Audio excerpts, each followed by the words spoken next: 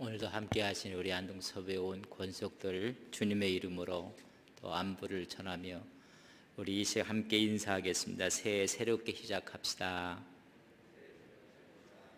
우리 함께 예배드리시는 우리 가족들 서로가 얼굴로 보면서 인사합시다. 새해 새롭게 시작합시다.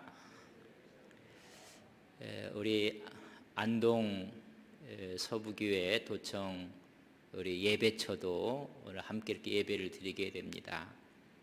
아마 이 코로나19 상황이 좀 호전돼서 대면, 비대면, 온라인, 오프라인으로 함께 예배 드릴 때 또 도청에서는 또 우리 예배처에서 함께 예배를 드리게 될 것입니다. 오늘은 우리 도청 예배처에서 예배 드리시는 우리 성도님들, 온 성도가 함께 수요 예배를 드리게 됩니다.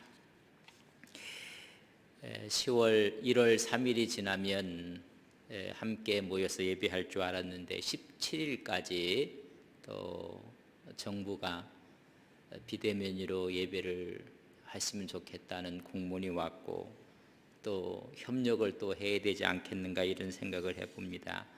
일단 17일까지 모든 예배를 영상으로 드리는 것을 여러분 유념하시고 또 각 교회 학교는 우리 부서 맡은 우리 교역자들이 다 영상으로 해서 교회 학교도 예배를 드리고 있음을 알려드립니다.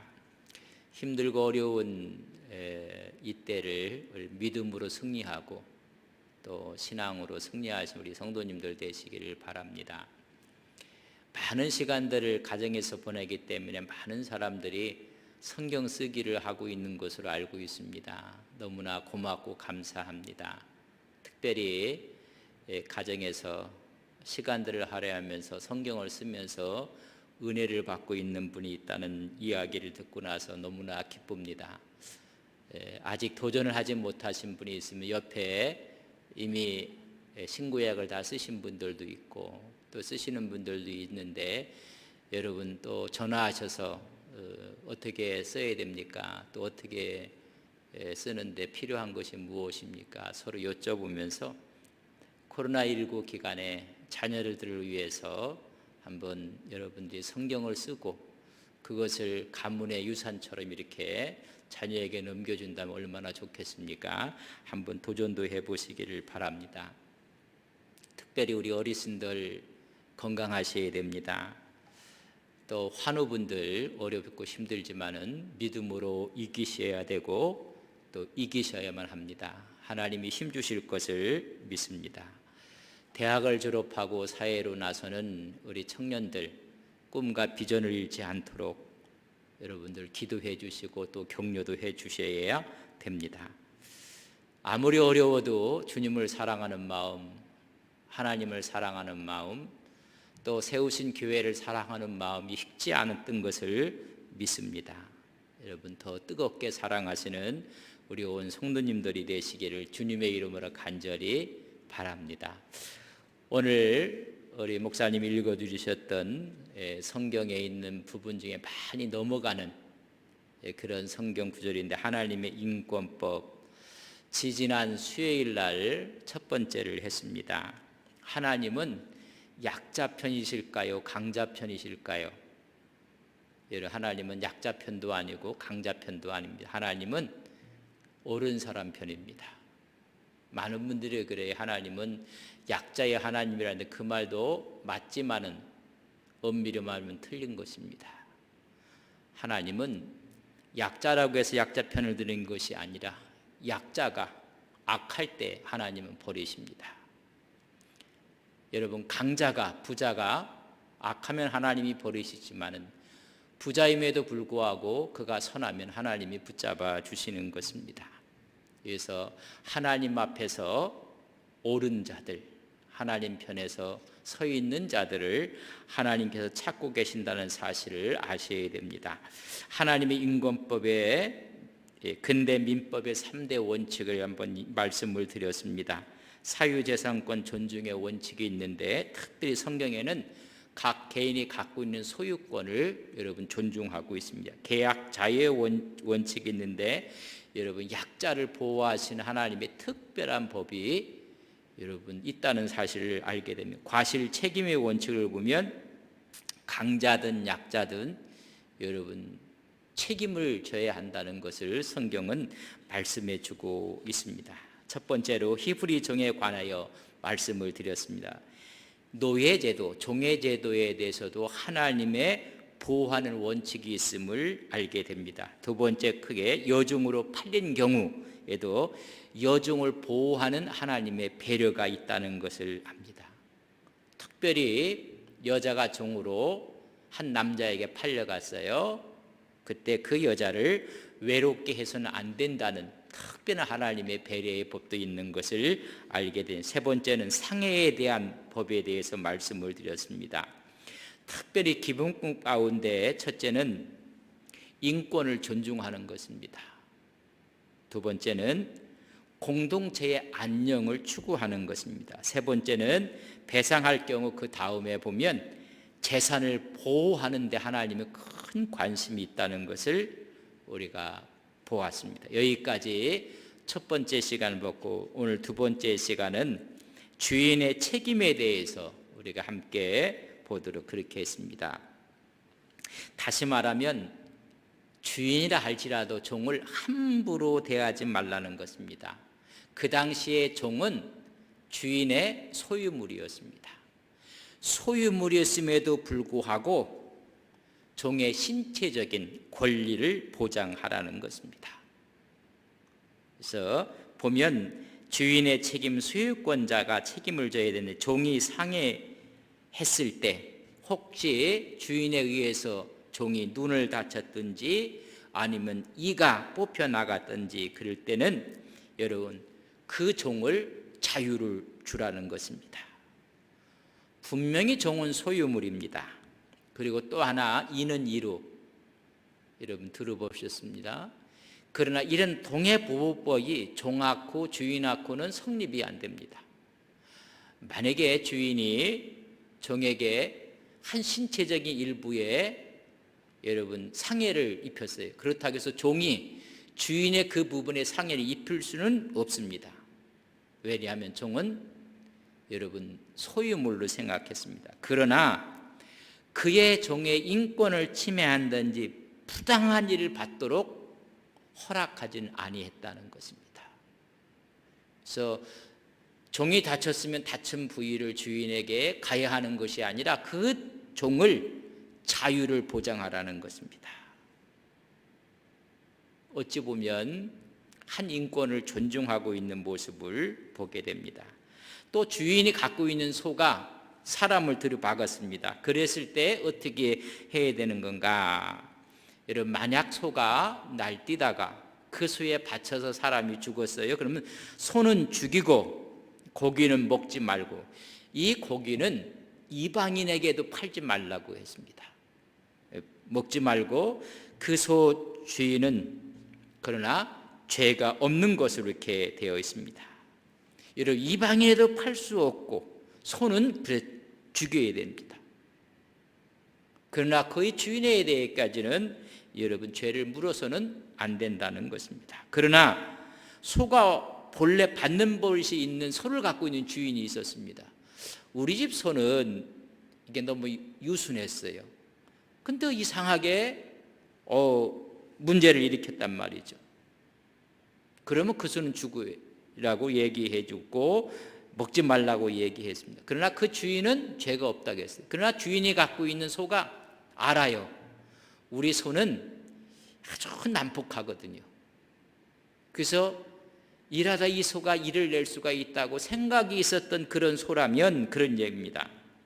그러나 소가 본래 받는 버릇이 있고 그로 말미암아 경고를 받았음에도 단속하지 않았을 때는 소와 그 주인도 죽이라고 했어요. 원래 소가 유순했는데 그러나 저 건너편에 있는 집의 소는 사람만 보면 막 들이받고 이런 소에 다 알고 있어요. 근데 그 알고 있는 소를 주인이 잘 관리를 못했어요. 못해서 나가서 그 소가 사람을 받아서 죽였어요. 그러면 소도 죽어야 되고 그 주인도 죽어야 돼요. 뻔히 주인이 알고 있어요. 이 소는 난폭하다는 것을 알고 있으면 다시 말하면 자기 소유에 대한 관리를 잘 해야 된다는 것입니다. 관리소를 했으면 책임을 물어야 된다는 것입니다. 간혹가다 경공들을 키우시고 애완견을 키우시는 분들이 있어요. 근데 그 중에 또 큰 견을 키우는 분들도 있고 투견 같은 것을 키우는 분들도 있어요. 근데 이미 난폭했는데 우리 개는 괜찮아, 우리 개는 괜찮아. 그래서 사람을 만약에 상해를 입었다면 이런 법을 그때는 적용을 하라는 것입니다. 그렇다고 오늘날 그렇지는 않아요. 개에 물려서 사람이 죽는 법도 있고, 그러면 구약 이 당시의 법으로 얘기하면 그 개도 죽어야 되고 개 주인도 죽어야 돼요. 이 이야기는 뭐냐면 정말로 짐승을 잘 관리하라는 것입니다. 여러분 애완견을 키우시는 분들 밖에 나갈 때는 꼭 여러분 줄을 갖고 가셔야 돼요. 잘 관리할 것을 말해주고 관리소리라는 것이 얼마나 크다는 것을 알 수가 있어요. 단 죽은 사람의 가족이 돈을 달라 하면 목숨 대신 달라는 대로 다 배상해야 돼요. 요새는 그런 문제를 배상도 안 하면 배상을 다 하라고 했어요. 만일 죽은 사람이 남종이나 여종이면 소임자는 죽은 종의 상전에게 은 30세겔을 주고 소는 돌로 쳐 죽여라. 근데 주인이 아니라 종이 죽었단 말이에요. 종이. 그래서 종이 죽었으면 은 30세겔을 주고 그 소는 돌에 맞아 죽어야 된다. 이렇게 얘기했습니다. 여러분 은 30세겔 기억나십니까? 여러분 종의 몸값입니다. 참 우리 주님이 가룟 유다의 배신으로 인해서 은 30에 팔려 넘어갔거든요. 얼마나 비참한지 모릅니다. 그 당시에 종의 몸값을 은 30세겔이라 얘기했습니다. 마태복음 26장 15절에 보면 예수님의 몸값이 30인 것을 말하고 있습니다. 가슴 아픈 일입니다. 그 다음에 주인의 책임 가운데 어떤 주인들이 땅이 있어요. 그래서 땅을 관리하다가 구덩이를 파놨어요. 구덩이를. 근데 이 구덩이를 관리를 잘못해서 거기에 빠져갖고 여러분 지나가는 소가 빠져 죽을 수도 있어요. 그것도 주인이 얼마나 큰 책임을 져야 되는, 여러분 구덩이를 봤으면 그걸 잘 관리해야 돼요. 그리고 뭔가 덮어놔갖고 위험하지 않게 해야 돼요. 그러나 구덩이에 소, 나귀가 빠져 죽었을 때 구덩이 주인이 짐승의 주인에게 보상하고 죽은 짐승은 찾아. 죽은 소는 구덩이 임자가 갖고 구덩이 임자는 그 소를 배상해야 돼요. 다시 말하면 내가 만든 내 것이라 할지라도 여러분 관리를 잘 해야 된다는 것입니다. 소가 소를 받아 죽였을 때는 그럼 어떻게 하는가? 산소는 팔아 반씩 나누고 죽은 소도 똑같이 나누어라. 산소도 가격이 있을 거 아니에요? 반으로 나누고 죽은 소도 똑같이 나눠 가지라고 했어요. 근데 소 한 마리는 원래 들이박는 성질이 있어요. 버릇이 있어서 그렇지 않은 소를 죽이면 그 주인은 솥값을 치르고 죽은 소를 취해야 돼요. 그러니까 손해를 더 많이 보게 되는 것입니다. 왜냐하면 들이박는 소의 그런 성질을 알면서도 여러분 잘 관리하지 않았을 때 발생한 책임을 더 많이 지라는 것입니다. 여러분 주인들이 관리를 소홀히 하면 안 돼요. 사장들이 관리들이 하는 사람이 소홀히 해서 일하는 분이 문제가 생기면 주인 다 물어내야 된다는 거예요. 잘 관리하라는 것입니다. 우리의 나태와 부지위로 이웃에게 손해를 끼쳐서는 안 된다는 것입니다. 만약 주인이 소홀히 관리해서 문제를 일으키면 성실하게 책임을 다 하라는 것입니다. 좀 전에 말씀드렸지만은 우리 개는 안 물어요. 우리 개는 안 물어요. 근데 물었어요. 그럼 다 보상을 해야 됩니다. 자기 집에 담이 있는데 아주 높아요. 우리 담은 안 넘어간다고. 우리 담은 안 넘어간다고. 근데 담이 넘어가고 사람이 죽으면 다 보상하라는 거예요. 다시 말하면 소유자들이 가진 자들이 책임에 대해서도 이런 분명히 말씀하고 있는 모습을 볼 수가 있습니다. 주인의 책임. 네 번째는 소유권에 대한 이야기입니다. 소유권. 이 소유권을, 그러니까 내 것이 아닌 거에 대해서 여러분 도둑질해서는 안 된다는 것입니다. 내 것이 아닌 내 것처럼 생각하면 안 된다.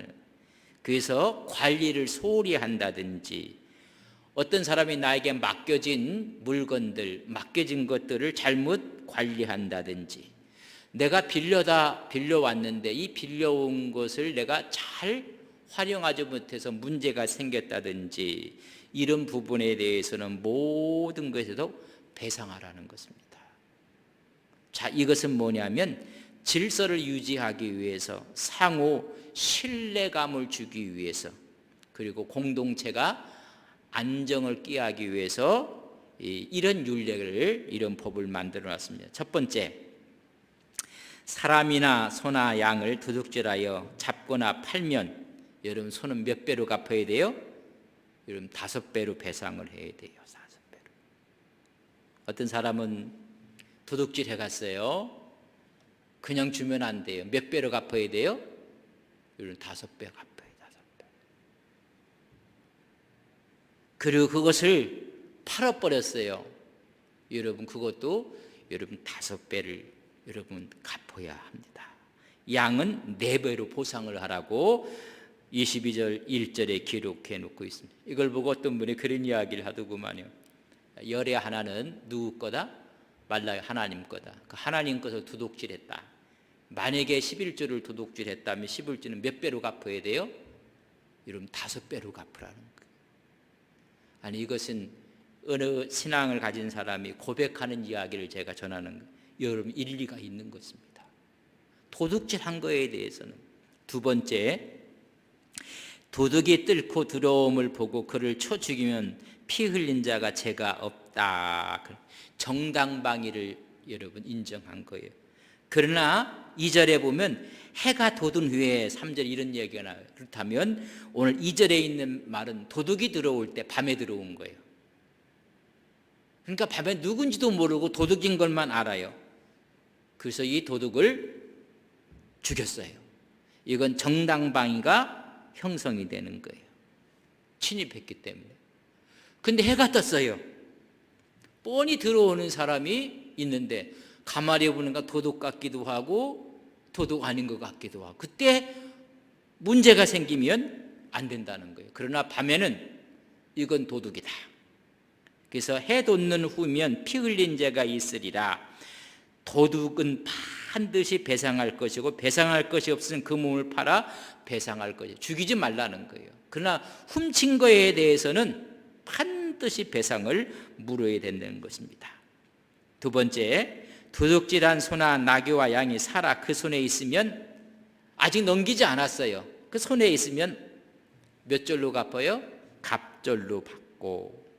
그러나 훔쳐다 잡았거나 자기 손을 떠나서 돈 주고 팔았으면 여러분 5배를 갚는다는 거예요. 그 이야기를 해주고 있는 것입니다. 왜냐하면 우리 집에 물건이 저쪽 손에 있어요. 아, 이것은 계획적으로 범죄한 것은 아니다. 도둑질한 것은 아니다. 근데 만약 그것을 다른 사람에게 팔아 넘겼다면 여러분 5배로 줘야 돼요. 그러나 갖고 있었어요. 아직까지 팔아 넘기지도 않았고, 근데 그것이 발견이 되면 그때는 2배로 갚아야 하느니라. 그러니까 내 것이 아닌 것에 대해서는 손대지 말라는 것입니다. 세 번째, 짐승이 남의 밭에 곡식 과일을 먹으면 밭에 제일 좋은 것으로 배상하라는 거예요. 만약에 우리 집에 있는 짐승이 남의 밭에 가서 곡물들을 전부 다 먹어치웠고 문제를 일으켰어요. 그렇다면 내 집에 있는 가장 좋은 것으로, 저기 있는 과일이 좋든 안 좋든 그거 생각하지 않는다. 가장 좋은 것으로 배상하라는 것입니다. 제일 좋은 것으로, 다시 말하면 예의를 갖추어서 최상의 것으로 보상하라. 그러니까 내 것이 아닌 것에 대해서 탐하지 말라는 것입니다. 여러분, 탐했을 때는 거기에 대한 분명한 보상을 얘기해 주고 있어요. 세 번째는 방화의 경우입니다. 곡식이나 밭을 태우면 불 놓은 자가 반드시 배상할 것이니라. 가을보 뭐 겨울 들어갈 때 논두렁에다 불 놓고 잘못해서 그 불이 여러분 산 위로 번지고 막 그거는 그렇게 한 사람이 다 물어내야 된다는 거예요. 우리는 아이고 연세가 많이 드셔서 참작하고 이리 참작하고 저리 참작하고, 여러분 그러지만 성서가 말하는 것은 전체의 질서를 위해서, 전체의 안녕을 위해서 이렇게 하지 말라는 것이지 많은 것을 요구하는 것이라고 생각하면 안 됩니다. 어찌 보면 성경에는 과할 정도로 모든 사람의 질서와 상호 신뢰를 위해서, 공동체의 안정을 위해서 그러라는 이야기지, 그렇기 때문에 결코 내 것이 아닌 것에 대해서 전체의 유익을 위해서는 잠재하고 지키고 따르라는 것이 성서적인 것입니다. 나만 괜찮다고 생각하면 안 돼. 전체의 유익을 위해서. 밭을 태우다가 불 내면 다 보상하라는 거예요. 그런데 우리는 뭐 그만큼 책임을 지금 이야기해 주고 있습니다. 크게 네 번째는 소유권의 윤례 가운데 물품에 대한 이야기입니다. 7절 이하에 있는데, 돈이나 물품을 이웃에게 맡겼는데 도적이 들었으나 도적이 잡힐 경우에는 도둑은 여러분 갑절로 물어내야 돼요. 근데 도적이 잡히지가 않았어요. 내가 물건을 이웃에게 맡겼어요. 어디 출타하기 위해서 이웃에게 맡겼는데 그 이웃집이 그걸 보관하다가 잃어버렸어요. 근데 도둑이 잡혔으면 책임은 누구한테 다 있어요? 도둑에게 다 있어요. 도둑이 여러분 배로 갑절로 배상을 해야 돼요. 근데 도둑이 잡히지 않았어요. 집주인이 재판장 앞에 가서 자기가 그 이웃의 물품에 손댄 여부를 조사를 받아야 돼요. 그러니까 여러분 그걸 맡아서 보관하고 이렇게 하는 것도 성서에서는 결코 좋은 것은 아니에요. 어느 사람이 나한테 여러분 금은보와 보석을 맡겨놨어요. 근데 이게 잊어버릴 수 있거든요. 만약에 잃어버려서 도둑이 잡히면 도둑이 다 변상을 하고 갑절로 내야 돼요. 그러나 잊어버렸는데 도둑이 안 잡혔어요. 그렇다면 내가 가진 게 아니거든요. 그렇다면 재판장에 가서 나는 이 손에 손대지 않았다는 것을 조사를 받아야 돼요. 근데 맡아있는 보화를 자기가 욕심이 나서 자기가 감췄다는 거예요. 그것이 판결이 나면 여러분 보상을 다 해줘야 돼요. 보상을 다 해줘야 된다는 거예요. 근데 이럴 수도 있어요. 자기가 분명히 저 사람에게 돈을 갚았어요. 맡겼어요. 근데 환상적으로 생각했어요. 돈을 보화를 맡기지도 않고 맡겼다고 이야기할 수 있어요. 그리고 무고를 죄로 씌우는 거예요. 근데 저 사람은 나는 절대 맡은 적이 없다. 근데 A라는 사람은 내가 어디 갈 때 보화를 저 사람한테 내가 맡겼다. 근데 저 사람은 나는 절대 맡은 적이 없다. 그러면 재판장한테 가요. 진짜 맡겼는가? 아니면 안 맡기고 나서 무고를 하고 있는지 여러분 그거 판가름을 해야 돼요. 그래서 우리가 성서 22장 9절에 보면 이렇게 기록되어 있어요. 22장 9절에 보면 어떤 이런 물건 즉 소나 나귀가 양이나 의복이나 또 다른 이런 물건에 대하여 어떤 사람이 이르기를 이것이 그것이냐 하면 양편이 재판장 앞에 나갈 것이요 재판장에 죄 있다고 하는 자가 그 상대편에 갑절을 배상할 것이니라. 이 사람이 잊어버리고 나서 저 사람한테 맡겼다고 하는 거예요. 근데 이 문제가 생겨서 법정에 갔더니 맡겼다는 물건이 자기 집에서 나와. 아니 맡겼다는 물건이 자기 친척 집에서 나와버리고, 그럼 이 사람은 맡기지도 않았는데 판단해 보니까 누가 무고한 거예요? 맡겼다고 한 사람이 무고한 거짓말이에요. 그렇다면 거짓말한 사람은 저쪽에 맡기지도 않은 저 사람한테 몇 배를 갚아주라? 그것도 2배로 갚아주라는 거예요. 그러니까 무고하지도 말라는 거예요. 착각을 하고 자기 집에 있는데, 자기 집에 보화가 있는데 난 저 사람에게 맡긴 거로 생각을 한 거예요. 그 집에 가서 찾아봤더니 없어.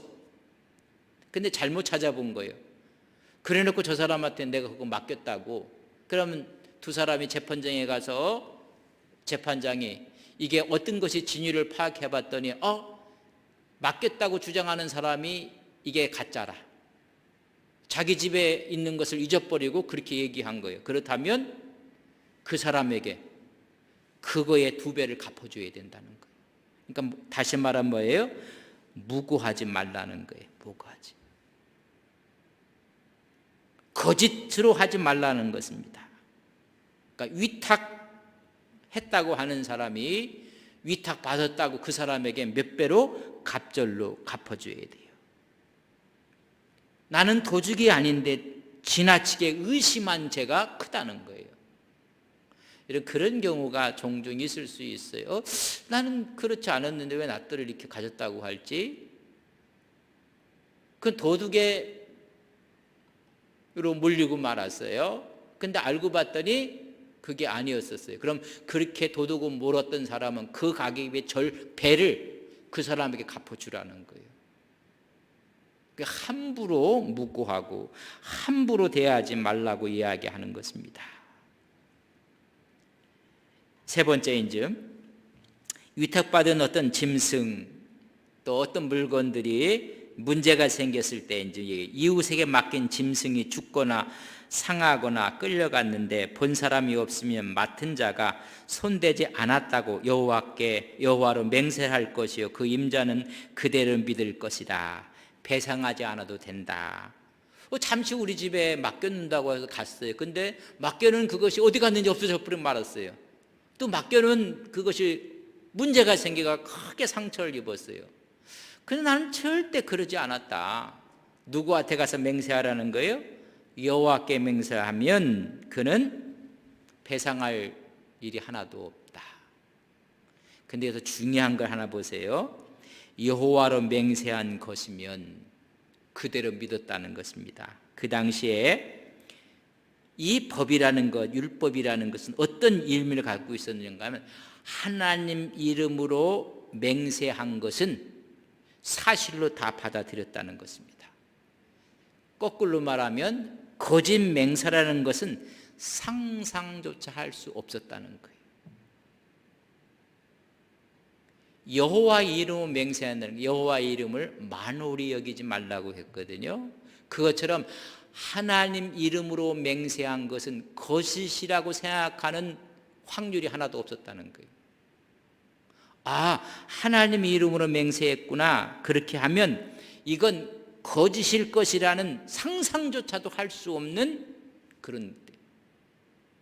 우리는 손을 걸고 맹세하고 그래도요 그 맹세가 가짜가 너무 많은 거예요. 그래서 그대로 그 하나님 앞에 맹세한 일이라면 여러분 유일시 하나님의 신앙을 가졌던 사람들의 여러분 모습을 우리가 보게 되는 것입니다. 맹세는 하나님이 증인이 됐다는 것입니다. 여호와 이름으로 맹세한 것은 바로 그것이 법이고 그것이 정의고 그것이 원칙이었다는 것입니다. 나는 당신의 물건에 대해서 여기다 썼지만 난 손대지 않았다. 그럼 그렇게 하나님 이름으로 맹세하면 믿으라는 거예요.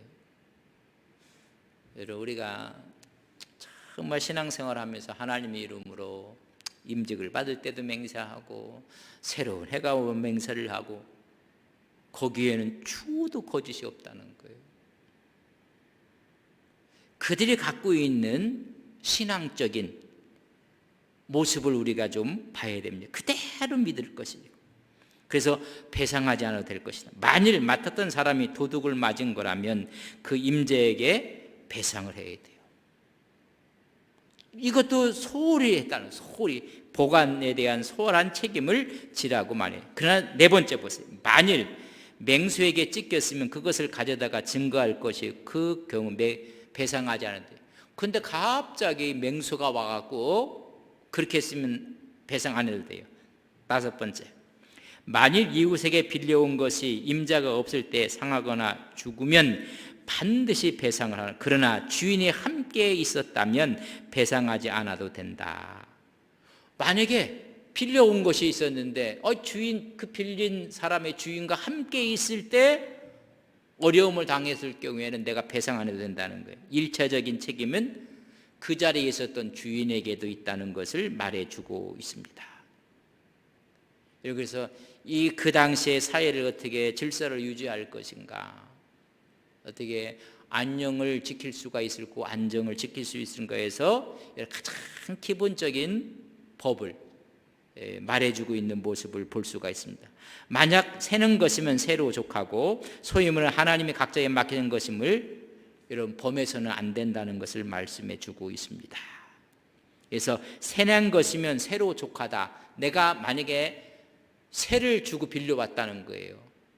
그랬으면 맹수에게 물렸어도 그거로 족하다는 거예요. 또 문제가 생겼다 할지라도 주인에게 더 이상 갚지 않아도 된다는 거예요. 왜냐하면 내가 빌려올 때 거기에 엄청난 양의 손실부담금까지 주고 빌려왔다는 거예요. 그러니까 이중적으로 안 해도 된다는 것을 말씀해 주고 있는 모습을 볼 수가 있습니다. 5번째, 크게 순결에 대한 이야기를 이야기해 주고 있어요. 순결. 선민의 거룩한 삶의 율례를 출애굽기 22장에서부터 23장까지 13절 말씀은 내가 거룩하니 너희도 거룩할지니라. 결혼에 대한 이야기, 또 이스라엘 백성을 살려둬서는 안 될 자에 대한 이야기를 지금 하고 있습니다. 결혼입니다. 사람이 정혼하지 아니한 처녀를 꾀어 동침하였으면 신부감을 지불하고 아내로 삼으라고 했어요. 여러분, 서로가 결혼하지 않는 남녀예요. 그는 어느 누구와 해도 결혼의 약속이 없는 남녀인데, 근데 둘이 동침을 했어요.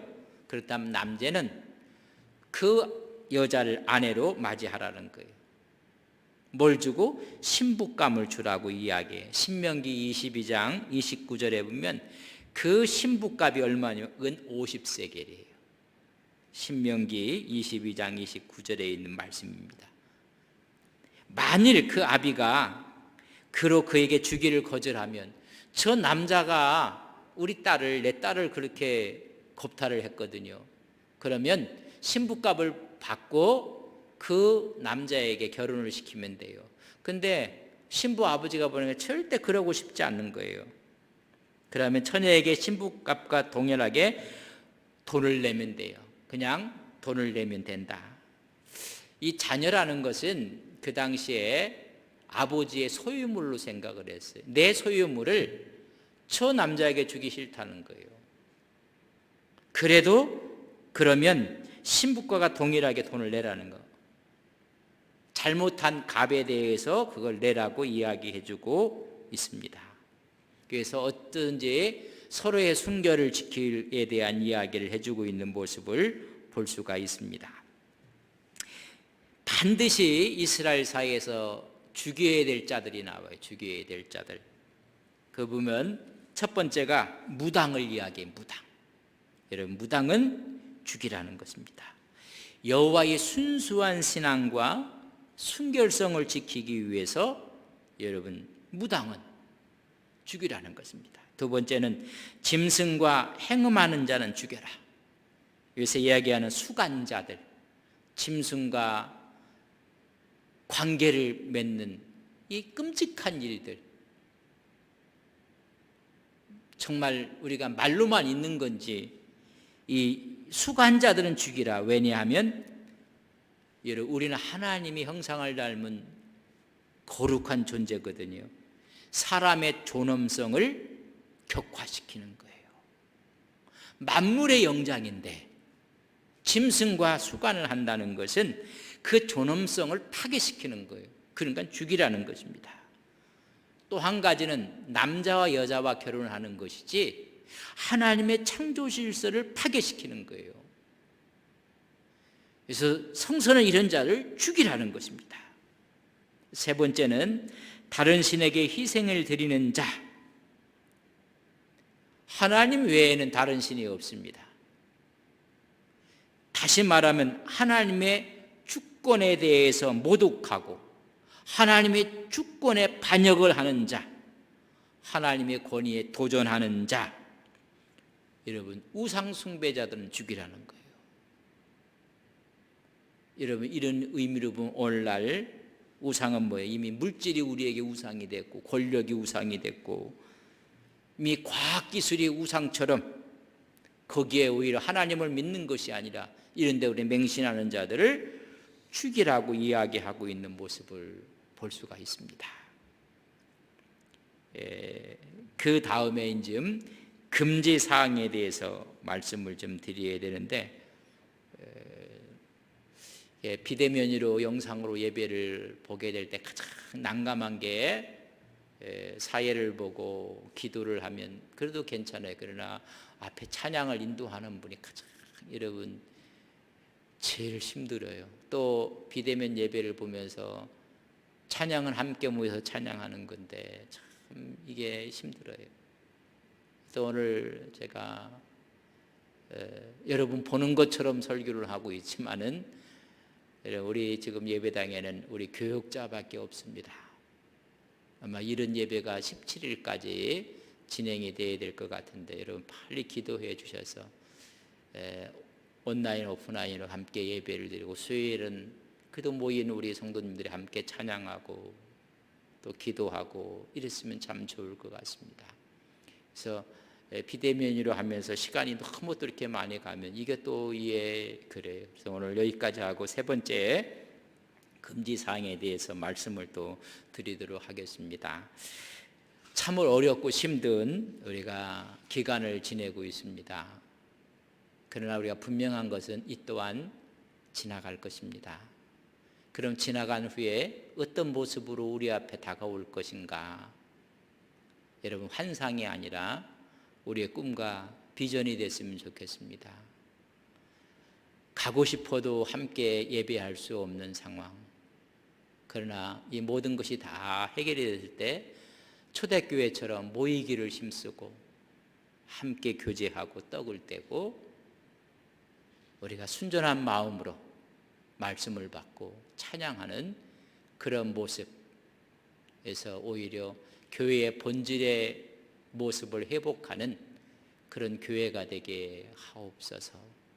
그래서 본질에 충성하고 충실할 때 우리 하나님께서 오히려 코로나19로 인해서 더 큰 복과 은혜를 주실 것을 믿습니다.